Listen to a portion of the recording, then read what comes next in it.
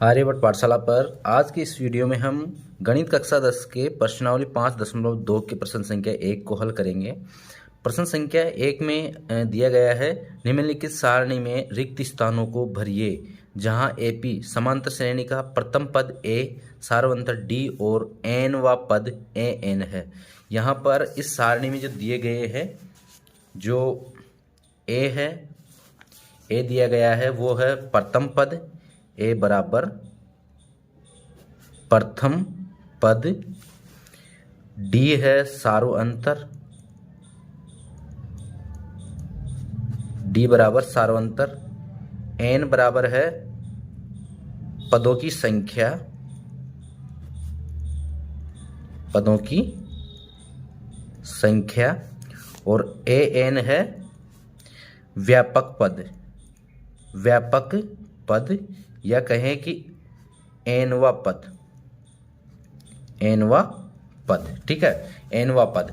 तो हमें यहाँ पर प्रथम जो पहला सवाल है इसमें प्रथम पद दिया गया है, सार्वंतर दिया गया है और पदों की संख्या दी गई है और व्यापक पद एनवा पद पूछ रहा है, एन। पहला सवाल, ए बराबर है 7, डी बराबर है 3 सार्वंतर, एन बराबर है 8 पदों की संख्या और ए एन हमें ज्ञात करना है। तो ए एन जो है एनवा पद, इसको ज्ञात करने का सूत्र है ए एन बराबर ए प्लस एन माइनस 1 गुणा डी। इससे हम इस सूत्र से हम एन ज्ञात कर सकते हैं, ए ज्ञात कर सकते हैं, एन और डी सभी जो दिए गए मान है ये ज्ञात कर सकते हैं। अगर इस एन ज्ञात करेंगे यदि अपने को तीनों मान दिए गए हो, डी ज्ञात कर सकते हैं यदि एन, ए और एन दिया गया हो। अब इसमें एन ज्ञात करना है तो एन बराबर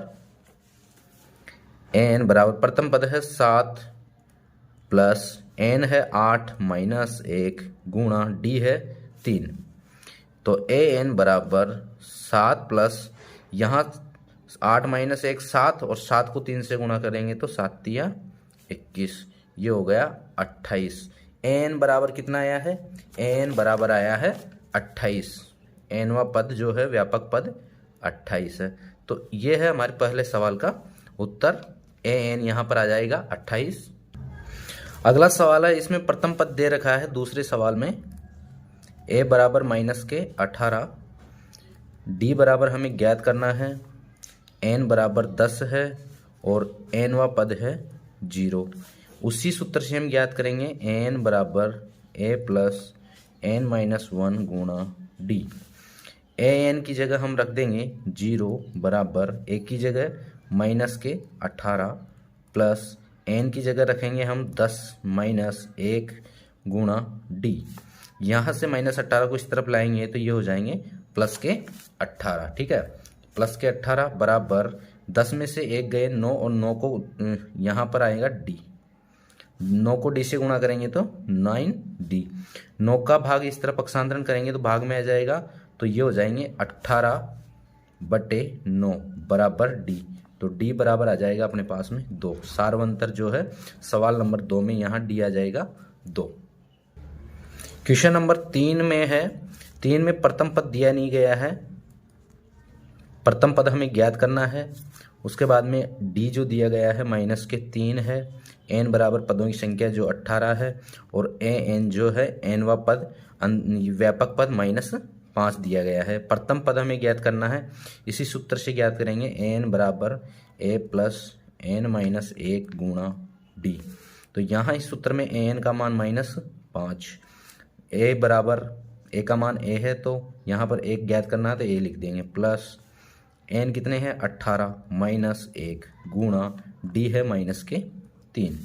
तो -5 बराबर ए प्लस 18 में से 1 गए तो 17, 17 34 70 51, तो ये हो जाएंगे माइनस के 51। यहाँ पर ये प्लस और माइनस के होके क्या हो जाएंगे, प्लस और माइनस होके ये हो जाएंगे माइनस में, तो माइनस के 5 बराबर ए माइनस 51। -51 को इस तरफ पक्षांतरण करेंगे तो यहाँ से प्लस के 51 और -5 बराबर ए। 51 में से 5 कम करेंगे तो अपने पास में बच जाएंगे 46, ए बराबर 46। तो ए का मान कितना आया है? ए का मान आया है 46। ये है प्रथम पद सवाल नंबर 3 में। अगला सवाल है सवाल नंबर 4।